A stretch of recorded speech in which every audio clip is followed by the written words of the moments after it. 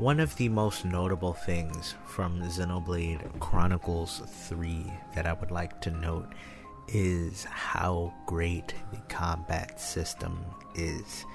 It is a spiritual successor to Xenoblade Chronicles 2 combat, but far more refined and a lot less complicated.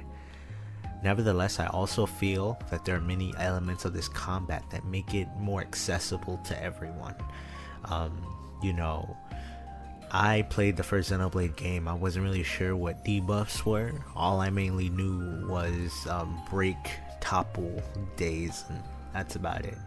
And in this game, there are elements of the first two games like debuffs and everything, but realistically, I think the combat is as clear and easy to understand as possible. Even with just the canceling attacks, auto attacks, and then from there the chain attacks make sense, and it is really easy to digest, and the combat is just great. But this video is not particularly about the combat itself, particularly the combat system. This is about how the combat allows and adds to the story. For the first time in the Xenoblade games, you can have your entire party out in a boss fight. Now, the reason why that's so big is because, in other RPGs, usually you'll have a team of like 3 or 4, or you would switch between an even bigger roster, but this is, I feel, the first game where you have all 6 or even 7 sometimes party members on the screen at one time just fighting, and you can switch and control each one, right? But not only that, you can customize each one. The customizability in this game is phenomenal. It is great. I absolutely love how this game is customizable. Like, all the characters are customizable.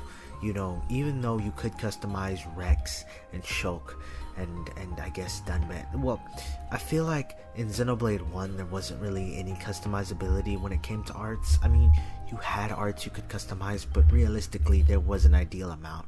In Xenoblade 2 you had more customizability with the blades, but realistically when you're playing through you're going to want the most powerful ones, right? So pretty much Rex, you're always going to want to have Mithra. And there's some good blades you would want to get for other characters, but I feel like in this game it incentivizes actually switching it up, right? The main party is great in their own classes. You can play through the entire game with just the main party and the classes. You don't even have to switch or anything around, but you're actually rewarded for doing so. You can get higher levels in those classes of the normal classes that you get at the beginning of the game with all the main party. You can upgrade those by switching things around, which incentivizes switching things up. But not only that, I think that switching things up, you can get better roles for the main party. Like, there are better healers you can switch out for Uni or Taion. There are better other than, Noah's pretty much, I think, the best attacker in the game, but there's other good support attackers, right? And you don't have to, it's one of those things where Nia, you would always want to keep her as a healer, right? You would always want to keep Tor as a defender, but really, you can switch it up in this game. There's some things are better than others. Like, Lance would always be better as a tank, but having Lance as a healer might be good because he has a lot of health, so he'll always be able to help regenerate. But the amount of options you have is just great.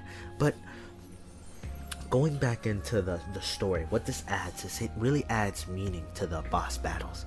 A lot of times when you see the whole party in a fight in Xenoblade 1 or 2, it would just be in a cutscene, and then you would cut back to actual fight and there only be 3 people. Well, technically on Xenoblade 2 it was 6 with the blades.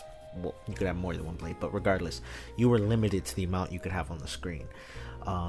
Torna kind of changed this. You could have more, but regardless, you were still limited, right? You couldn't have every single party member attacking at the same time. But being able to have that here makes all those meaningful battles a lot more meaningful. So when you're fighting against spoilers, I didn't say spoilers at the beginning of this video, but I guess pretty much the rest of this video is going to be spoilers. I didn't mention any spoilers yet, but when you get to those boss fights against N like specifically the one right after M is sent in the homecoming, you feel that. And then at the end of the game when you fight N, right before you get to the final boss, you feel that the music adds to it, but it's like your entire party is fighting that. And the boss fight, I'm gonna do a video. I wanted to do a video about this later. I mean, I want to do a video about this now, but I have to do it later because it's a little bit spoiler heavy. But I wanted to do a video. Here's, I guess, a little bit of that, talking about how Zed is not inherently the best villain, but he has the best boss fight, period. Because Zed, the way the boss fight is built, and you have all the party on screen and everybody contributing, that is phenomenal. And that is it feels, you feel the parties, like you've connected with these characters and you're fighting with them. You feel a part of the team as you connected with all of the characters, and now you're getting ready to fight this really strong guy, but y'all are fighting together, and you feel that, you know, they emphasize on every single character, and every character gets focused on at some point in the story, so you really feel everyone is a part of the team. Everyone's a part of the team. And so it really allows boss fights to feel impactful and meaningful. And not only that, even though, like, you know, most of the time you're only gonna have 6 or 7 party members, there are multiple instances where other people will just come and aid you. Like in the first Mobius fight, you only controlled 3, but the other 3 party members, they weren't a party yet, but then they would help fight. And then not only that, there's multiple times where you'd fight Kevus or Agnes, and then you'd have other soldiers helping you out in addition to your party. And then in this final boss fight, having everyone come through, and you have not just the main party, you have like all the heroes that you've unlocked. So you can in total have like what? You can have like, how many people is that fighting on the screen at one time? Having all the heroes come and fight? That's crazy. I'm not sure how many that is, I didn't count, but just the idea that you can have so many people on the screen, it adds the impact because you feel it. It's not just you, it's not just 3. It makes the game feel as real as the cutscenes were. A lot of times games can't convey everything in the actual combat, so they leave things to cutscenes. But this game is like, it's the perfect combat system because the combat can be cinematic.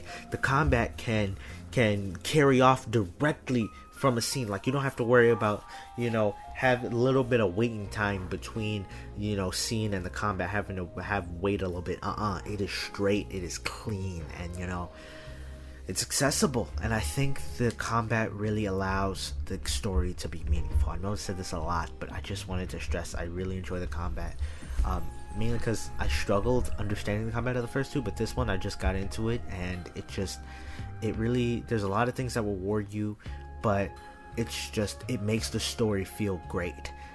I feel like all the battles in other games are impactful as well, but in this game, having the transition, and then not only that, having, you know, the entire party, it just makes it feel realistic. It makes you feel like you're actually in the game, like you're seeing what's happening. Not like a lot of fights are just kind of like interpretations, because obviously if someone swung a sword at somebody, they would just like, yeah. But even then, in previous games, it's supposed to be, oh, you only fight with 3, but that's just the interpretation of like the fight, but the actual fight is all of them, right? But anyway, I could talk about this combat for a long time, but let me know if you all have, well, hopefully y'all have finished the game. But I want to do some spoiler videos, but I've been trying to wait because I don't want to put a spoiler video in the title. But I think we're at the point where a lot of people have beaten the game, and so I want to do a video about Zed. It's like a final boss video, like I mentioned, but I don't know if that's spoiling saying he's a final boss. I mean, because it's kind of clear, you know. This is the only game where the final boss has been clear from the beginning, because you didn't think that in the beginning of Xenoblade 1 that Zanza was going to be the final boss, and then in Xenoblade 2 you didn't think Malus was going to be the final boss. You thought it was going to be Jin, but it was Malus. And so here, Zed, as soon as you saw him, you were like, yeah, it's the final boss, and didn't really change your mind. But anyway, hope you guys like this video. Make sure you like and subscribe for more Xenoblade content. Gonna be having some live streams on the channel, going live. Y'all Pokemon fans, I want to play through every generation before Scarlet Violet comes out. I know that's not a long time, but I have randomizers and speeds on my side. Well, at least I want to play through at least gens 1 through 5. I think that's a good idea. But anyway, I will see y'all in the next video. I love y'all, and peace.